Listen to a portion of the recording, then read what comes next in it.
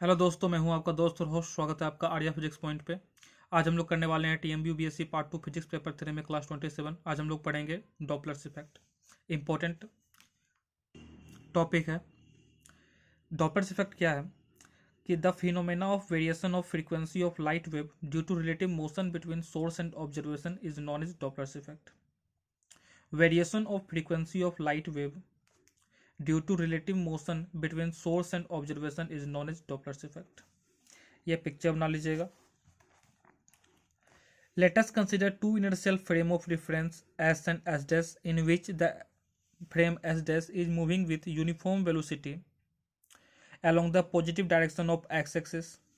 Again consider a light source at point P emits the light signal at any instant of time t second, and this signal is received by the observer as time t second at an angle theta with x-axis. Hence, the time taken by the signal is moving from P to O. P to O, the time taken by the signal moving from point P to Q will be equal to t minus t second. Hence, the distance of the point P from point O is given by r equal to c into t minus t. इसको equation 1 मान लेंगे। दोनों तरफ square करेंगे तो are square equal to क्या हो जाएगा, C square into T minus T का होल स्क्वायर। इसको इक्वेशन 2 कर लेंगे। If X Y be the coordinates of point P, अगर पी पॉइंट का कोऑर्डिनेट एक्स वाई हुआ तो आर इक्वल टू क्या हो जाएगा, R square equal to X square plus Y square. इसको इक्वेशन 3 मान लेंगे हम लोग। फ्रॉम इक्वेशन 2 एंड 3 आर का वैल्यू इक्वेशन 2 में पुट करेंगे तो क्या हो जाएगा, X square plus Y square equal to C square into T minus T का whole square. Since the source is moving along X axis, hence Y will be constant. क्योंकि source जो है एक्स एक्सिस के along ही move कर रहा है तो वाई एक्सिस क्या होगा, वाई तो कांस्टेंट हो जाएगा। तब differentiating above equation on both sides with respect to t we get, तो टी के रिस्पेक्ट में अबव इक्वेशन को डिफरेंशिएट करते हैं तो एक्स स्क्वायर का क्या हो जाएगा, 2x dx by d T.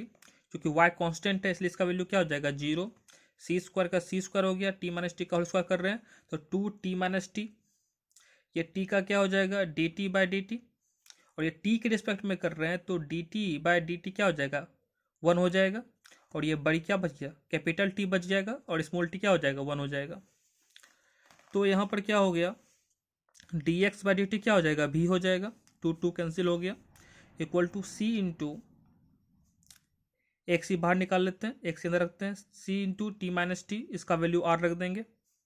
ठीक, यूजिंग इक्वेशन 1, तो d t by d t minus 1 equal to x by r into v by c. तो d capital t by d small t equal to 1 plus भी by c cos theta, क्योंकि cos theta equal to क्या हो जाएगा, x by r. तो d t equal to हो जाएगा D t by 1 plus भी बाई सी कोस थीटा। इसको इक्वेशन 4 मान लेते हैं हम लोग। If d t dash be the time interval between two events in the frame S dash, then the according to Lorentz transformation equation, time dilation हम लोग Lawrence transformation equation में पढ़े थे कि डी टी इक्वल टू क्या था, d t dash by under root 1 minus भी square by C square. इसको इक्वेशन 5 मान लिए। तो from equation 4 and 5 we have dt by 1 plus v by c cos theta equal to dt dash by under root 1 plus 1 minus v square by c square। तो dt by dt dash equal to 1 plus v by c cos theta by under root 1 minus v square by c square, equation 6। If dt dash be the time interval between the emission of the two successive crests in frame s dash and dt the time interval between the reception of these two crests in the frame S, then they must be proportional to lambda dash and lambda respectively. dt by dt dash equal to lambda by lambda dash, equation 7। From equation 6 and 7 we have lambda by lambda dash equal to क्या हो जाएगा, 1 plus v by c cos theta by under root 1 minus v square by c square, equation 8। From 6 and 7 में कर रहे हैं, यहाँ पर क्या है, एल एच एस इक्वल है इसलिए क्या हो गया, आर एच एस इक्वल हो गया। Lambda by lambda is equal to 1 plus V by C cos theta बटा under root 1 minus V square by C square. इसको इक्वेशन 8 मान लिया हम लोग। Since the velocity of light is invariant in all inertial frame of reference, हम लोग special theory of relativity में पढ़े थे, the velocity of light is invariant in all inertial frame of reference, hence C equal to क्या हो गया, mu lambda equal to mu dash lambda dash, तो equal होगा, तो lambda by lambda dash equal to क्या हो गया, mu dash by mu, equation 9। From equation 8 and 9 we have mu dash by mu equal to 1 plus v by C cos theta by under root 1 minus v square by C square, तो mu equal to क्या हो जाएगा, mu days under root 1 minus v square by C square by 1 plus v by C cos theta, equation 10 हो गया। This is the required expression for Doppler's effect.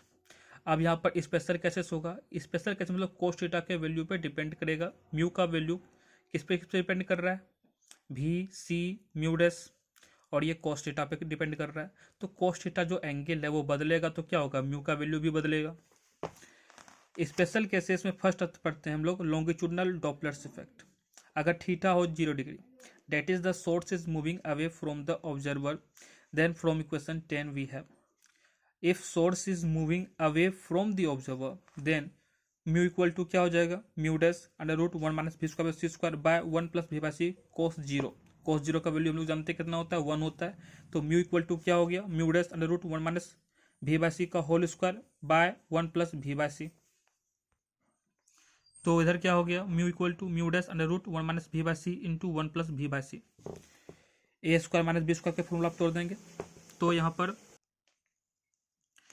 पर 1 plus v by C कट गया, cancel हो गया, तो यहाँ पर क्या बच गया, mu equal to mu dash under root 1 minus v by C into 1 plus v by C.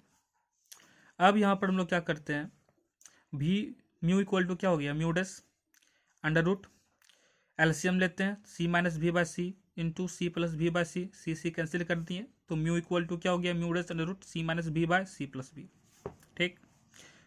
तो mu equal to mu dash under root C minus v by C plus v हो गया। तो यहाँ इस प्रकार हम लोग देखते हैं कि म्यू क्या है, less than mu dash, mu क्या होगा, लेस देन म्यू डैश, और म्यू डैश क्या हो जाएगा, म्यू से बड़ा।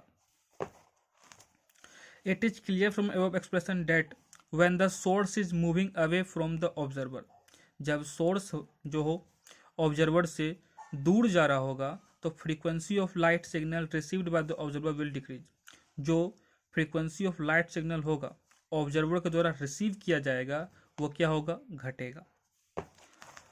If theta equal to 180 degree, that is the source is moving towards the observer, from equation 10 we have, अगर थीटा 180 डिग्री हो इसका मतलब क्या होगा, सोर्स जो हो ऑब्जर्वर की ओर जा रहा हो, तो इक्वेशन 10 से थीटा का वैल्यू यहाँ क्या कर देंगे, 180 डिग्री पुट कर देंगे, तो वैल्यू क्या निकल जाएगा मेरा, mu equal to mu dash under root 1 minus v square by C square by 1 plus v by C cos 180 degree.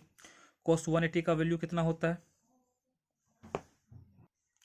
-1 होता है, और जब इसको रूट के अंदर लेके जाएंगे तो क्या हो जाएगा, स्क्वायर हो जाएगा, तो म्यू इक्वल टू क्या हो जाएगा, mu dash under root 1 plus v by C into 1 minus v by C, यहाँ कैंसिल हो गया 1 माइनस v बाय सी इससे, तो म्यू इक्वल टू क्या बचेगा मेरे पास, mu dash under root C plus v by C into C minus v by C, LCM ले लिए हैं, सी कैंसिल कर दिए, तो म्यू इक्वल टू क्या हो गया, mu dash under root C plus v by C minus v। यहाँ पर क्या हो जाएगा तब, mu greater than mu dash हो जाएगा। Thus when the source is moving towards the observer then frequency of light signal received by the observer will increase, जब source observer की ओर मूव कर रहा होगा तो क्या होगा, the frequency of the light signal observer के द्वारा जो रिसीव किया जाएगा वो क्या होगा, इंक्रीज होगा। यहाँ आप लोग देख रहे हैं under root C plus v by C minus v है, तो क्या हो गया, mu greater than mu dash, और यहाँ पर c minus v by C plus v है, तो mu less than mu dash हो गया, इस पर डिपेंड करता है। सेकेंड हो गया transverse Doppler's effect, when the source is moving in the perpendicular direction of the propagation of wave then theta equal to क्या हो जाएगा, pi by 2। when the source is moving in the perpendicular direction of the propagation of the wave theta equal to pi by 2 हो गया, और cos pi by 2 का value कितना होता है, 0 होता है, तो from equation 10 we have mu equal to mu dash under root 1 minus भी square by C square by 1 plus भी बाई सी कोस पाई, इसका वैल्यू 0 हो गया तो बच जाएगा 1। तो म्यू इक्वल टू क्या हो गया, mu dash under root 1 minus भी square by C square. In the non relativistic case V by C क्या हो जाएगा, वेरी वेरी लेस देन 1 हो जाएगा। हिंस म्यू इक्वल टू क्या हो गया, म्यू डैश। अगर क्या होगा, परपेंडिकुलर डायरेक्शन में जाएगा तो क्या होगा, mu equal to mu dash ही होगा, क्योंकि नॉन रिलेटिविस्टिक केस में mu by C very very less than 1 हो जाता है। देयरफॉर यहाँ पर ट्रांसवर्स डॉपलर्स इफेक्ट भी हो गया आपका, लॉन्गिट्यूडनल डॉपलर्स इफेक्ट भी हो गया। और डॉपलर्स इफेक्ट क्या था, the phenomena of variation of frequency of light wave due to relativistic motion between source and observer is known as Doppler's effect.